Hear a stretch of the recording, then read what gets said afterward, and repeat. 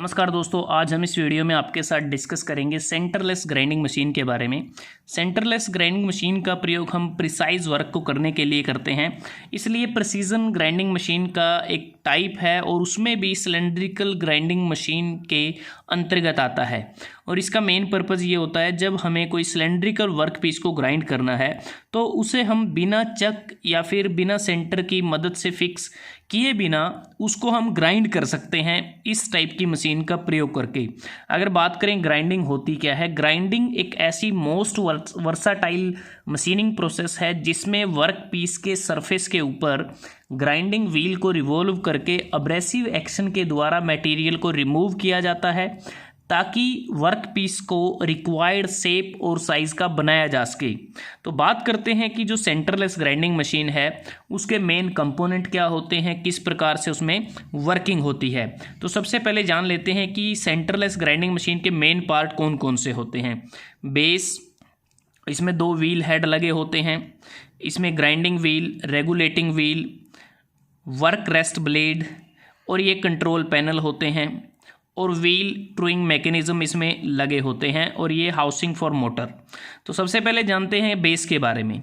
जो बेस है ये बिल्कुल, अगर हम देखें, बिल्कुल बॉटम में इस मशीन के लगा होता है। हैवी रिजिड कंस्ट्रक्शन होती है ये, और पूरा जो कंपोनेंट होते हैं मशीन को उसको सपोर्ट करता है। और मशीन की फाउंडेशन करने के लिए जो नट एंड बोल्ट हैं वो बेस में ही फिक्स किए जाते हैं। उसके बाद 2 व्हील हेड, जैसा हमने बात की कि इस टाइप की ग्राइंडिंग मशीन में 2 व्हील का हम इस्तेमाल करते हैं। जो लार्ज डायमीटर साइज़ का होता है व्हील उसे हम ग्राइंडिंग व्हील कहते हैं और स्मॉल डायमीटर वाले व्हील को हम रेगुलेटिंग व्हील कहते हैं। जो ग्राइंडिंग व्हील है उसको हम ग्राइंडिंग व्हील हेड में अटैच करते हैं और जो रेगुलेटिंग व्हील है उसे हम रेगुलेटिंग व्हील हेड में इसको अटैच किया जाता है। अब बात करते हैं कि जो ग्राइंडिंग व्हील है इसका पर्पज़ होता है जब हम ग्राइंडिंग ऑपरेशन को परफॉर्म करने के लिए इसका यूज़ करते हैं, और जो रेगुलेटिंग व्हील है ये बेसिकली सपोर्ट प्रोवाइड करता है वर्क पीस को। उसके बाद जो है इसमें वर्क रेस्ट ब्लेड, अगर हम देखें यहाँ पर जो वर्क रेस्ट ब्लेड है उसके नीचे वर्क रेस्ट स्लाइड है, वो स्लाइड कर सकता है और उसके ऊपर हम वर्क पीस को यहाँ पर माउंट करते हैं। जो वर्क रेस्ट ब्लेड है ये ग्राइंडिंग व्हील और रेगुलेटिंग व्हील के बीच में लगा होता है और इसका मेन कार्य होता है सिलेंड्रिकल वर्क पीस को होल्ड करना।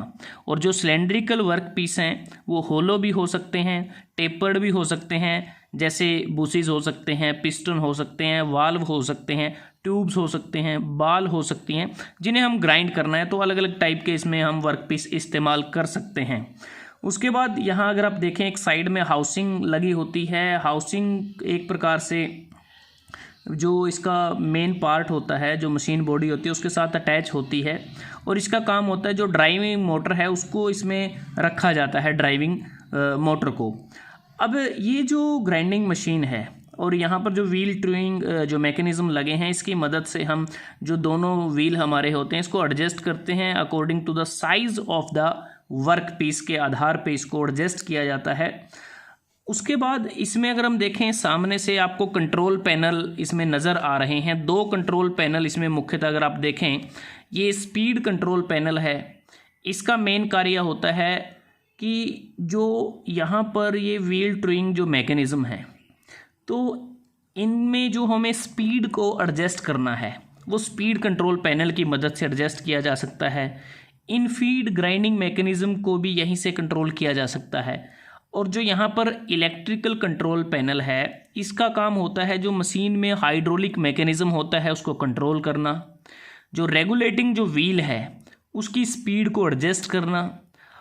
ऑटोमेटिक वर्किंग साइकिल स्विच इसमें लगा होता है, स्टार्ट और स्पॉट स्विचेस भी इसमें लगे होते हैं। और जो रेगुलेटिंग व्हील है इसको किसी एंगल पर माउंट किया जाता है ग्राइंडिंग व्हील के प्लेन के रिस्पेक्ट में।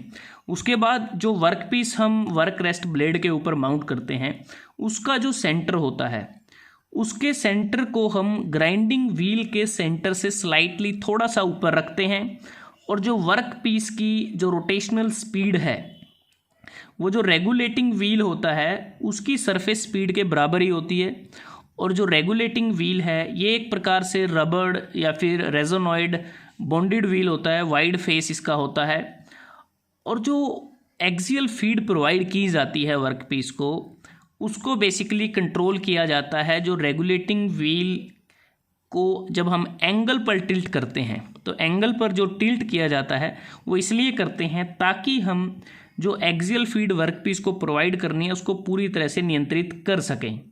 अगर हम बात करते हैं वर्किंग ऑपरेशन की, वर्किंग ऑपरेशन में अगर आप देखें, यह डायग्राम आपके सामने है, ये जो वर्क रेस्ट का ब्लेड है इसके ऊपर ये वर्कपीस माउंट किया गया है, और जो ग्राइंडिंग व्हील और जो रेगुलेटिंग व्हील अगर आप देखें दोनों सेम डायरेक्शन में, दोनों की जो रोटेशनल डायरेक्शन है वो सेम होती है। अगर ये क्लॉकवाइज रोटेट कर रहा है ग्राइंडिंग व्हील तो रेगुलेटिंग व्हील भी क्लॉकवाइज डायरेक्शन में ही रिवॉल्व करेगा। और ग्राइंडिंग व्हील का मेन कार्य होता है वर्क पीस को ग्राइंड करना, तो ग्राइंडिंग ऑपरेशन को परफॉर्म करता है और जो रेगुलेटिंग जो व्हील है वो बेसिकली जो वर्क पीस है उसको सपोर्ट प्रोवाइड करता है, क्योंकि जो pressure, cutting pressure grinding wheel की मदद से जो प्रोवाइड किया जाता है उसकी मदद से ये पुश हो जाता है, और एक प्रकार से जो वर्क पीस है उसको ये सपोर्ट प्रोवाइड करता है। वर्क पीस हर समय ग्राइंडिंग व्हील के साथ कॉन्टैक्ट में रहे, इसको भी रेगुलेटिंग व्हील की मदद से ही कंट्रोल किया जाता है। एट द सेम टाइम अगर हम बात करें वर्क पीस को जो सपोर्ट बॉटम में प्रोवाइड किया जाता है वो बेसिकली वर्क रेस्ट का जो ब्लेड है उसके द्वारा ही प्रोवाइड किया जाता है। अलग से कोई रोटेशनल स्पीड अगर हम बात करें, वर्कपीस इसमें रोटेट नहीं, वर्कपीस रोटेट करता है लेकिन इसको अलग से रोटेट नहीं किया जाता है। जो दोनों ग्राइंडिंग जो व्हील्स रोटेट करते हैं उनकी मदद से व्हील रोटेट करता है। अगर हम देखें यहाँ पर हमने ना किसी चक की मदद से, ना किसी सेंटर की मदद से, ना किसी फिक्सर की मदद से वर्कपीस को यहाँ पर होल्ड कर रखा है, तो वो भी हमारा जो टाइम है इसमें बच जाता है। एक प्रकार से रैपिड ग्राइंडिंग ऑपरेशन हम परफॉर्म कर सकते हैं। दूसरा कि जो बैकिंग अप होता है जो वर्क पीस को, बेसिकली जो बैकिंग अप की बात है कि किस प्रकार से बैकअप किया जाता है, वो जो वर्क पीस है उसे रेगुलेटिंग व्हील और वर्क रेस्ट ब्लेड की मदद से इसको बैकिंग प्रोवाइड की जाती है ताकि कोई भी डिफ्लेक्शन वर्क पीस में ना आए। प्रैक्टिकली उसको एलिमिनेट करने के लिए बैकिंग अप किया जाता है रेगुलेटिंग व्हील और वर्क रेस्ट ब्लेड की मदद से, और जिसके कारण मैक्सिमम मटेरियल रिमूवल रेट हम इसमें अचीव कर सकते हैं। उसके बाद अगर हम बात करें जो वर्क पीस है उसकी जो फीडिंग प्रोवाइड की जाती है उसके लिए अलग अलग मेथड्स होते हैं, जैसे थ्रो फीड ग्राइंडिंग कर सकते हैं, इन फीड ग्राइंडिंग कर सकते हैं, एंड फीड ग्राइंडिंग कर सकते हैं, जिसे हम हमारी नेक्स्ट वीडियो में डिटेल में डिस्कस करेंगे। उसके बाद जो सेंटरलेस ग्राइंडिंग है इसके कुछ एडवांटेज भी हैं, डिसएडवांटेज भी हैं, थोड़ा सा इनके बारे में जान लेते हैं। अगर एडवांटेज की बात करते हैं तो इस टाइप की ग्राइंडिंग में, जो सेंटरलेस ग्राइंडिंग मशीन में हम ग्राइंडिंग करते हैं उसमें हमें कोई अलग से सेंटरिंग या फिर फिक्सचर की आवश्यकता नहीं होती, उसको टोटली एलिमिनेट किया गया है, उसको अवॉइड किया गया है, और इसकी मदद से हम एक्सटर्नल और इंटरनल दोनों ग्राइंडिंग कर सकते हैं। फास्टर ग्राइंडिंग मेथड है सेंटर टाइप ग्राइंडिंग के मुकाबले, और जो वर्क पीस है ऑपरेशन के दौरान वो रिजिडली एक प्रकार से उसको सपोर्ट किया जाता है वर्क रेस्ट ब्लेड की मदद से, रेगुलेटिंग व्हील की मदद से, और जिससे हम इस पे हैवी कट भी प्रोवाइड कर सकते हैं। और जो वर्क पीस की लोडिंग और अनलोडिंग है वो काफ़ी फास्ट होती है इस मशीन में। अगर थ्रो फीड ग्राइंडिंग है उसमें कॉन्टीन्यूस रहती है, और रैपिड और मोर इकोनॉमिकल ग्राइंडिंग हम इसमें अचीव कर सकते हैं। मेंटेनेंस की बात करें, बहुत कम मेंटेनेंस की ज़रूरत इसमें हमें पड़ती है, और जो साइज़ होता है उसको हम डायरेक्ट एडजस्टमेंट कर सकते हैं, जिसके कारण हमें इसमें हाई एक्यूरेसी भी मिलती है। और इस मशीन पर कार्य करने के लिए, सेंटरलेस ग्राइंडिंग को परफॉर्म करने के लिए हमें ज़्यादा स्किल्ड ऑपरेटर की आवश्यकता नहीं होती, और अलग अलग रेंज के कंपोनेंट को हम इसमें ग्राइंड कर सकते हैं। जैसा हमने बात की थी कि बुशीज को ग्राइंड कर सकते हैं, पिस्टन को कर सकते हैं, वॉल्व्स को कर सकते हैं, ट्यूब्स को कर सकते हैं, बॉल इत्यादि को, तो बहुत वाइड रेंज ऑफ कंपोनेंट है जिसे हम ग्राइंड कर सकते हैं।